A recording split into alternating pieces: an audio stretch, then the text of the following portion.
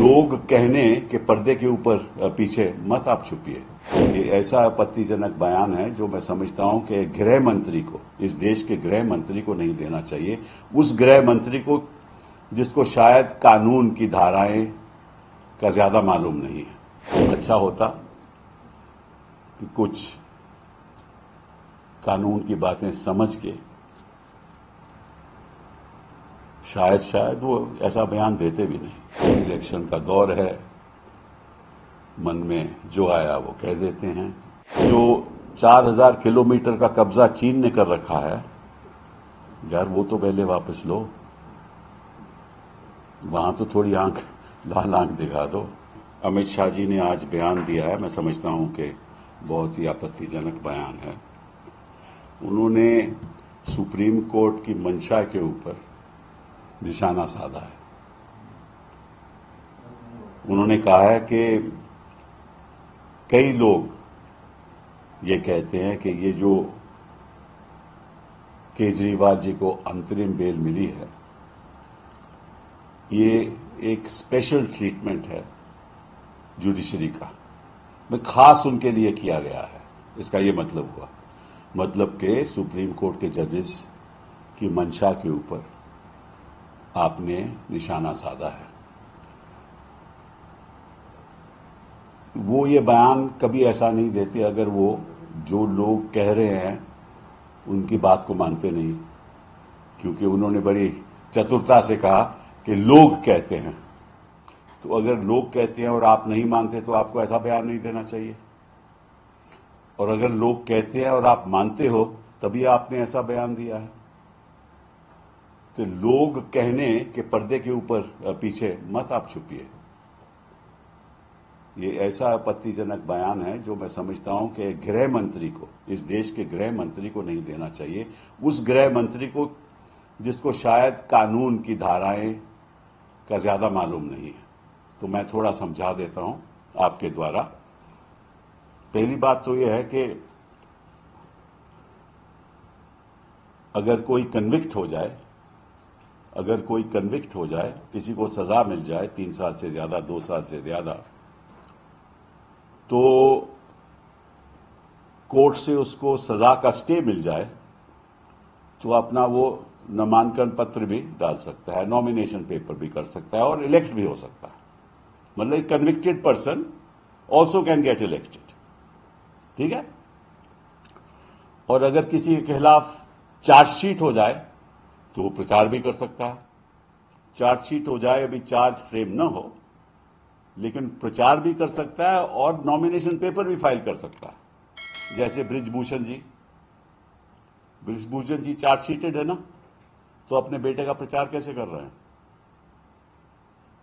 किस धारा पे कर रहे हैं, कौन से कानून पे कर रहे हैं? यही कानून। तो एक जिसको सजा हो वो नॉमिनेशन पेपर फाइल करके इलेक्ट भी हो सकता है, एक जो चार्जशीटेड हो वो प्रचार करके, नॉमिनेशन करके, पेपर फाइल करके इलेक्ट हो सकता है, और जिसके खिलाफ केवल आरोप हो वो प्रचार नहीं कर सकता।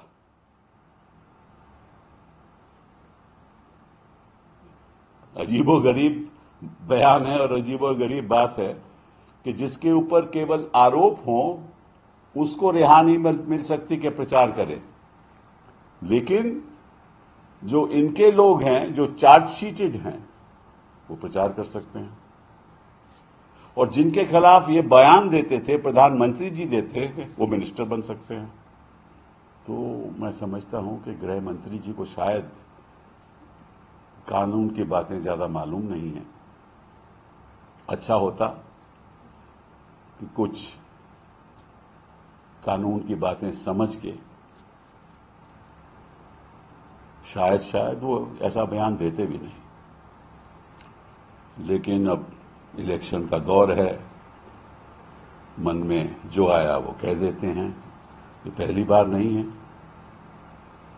तो पहली बात तो ये। दूसरी बात, इन्होंने और बड़ी इंटरेस्टिंग बात कही। उन्होंने कहा कि देखिए, अगर हमारी 400 सीटें आती हैं तो हम पीओके पे पे के कब्जा कर लेंगे। ये भी उन्होंने कहा कि अगर 400 सीटें आई तो पीओके पे कब्जा कर लेंगे, और अगर नहीं आई तो नहीं करेंगे। हम तो चाहते हैं कि करें, जरा थोड़ा लाल आंख तो दिखाएं।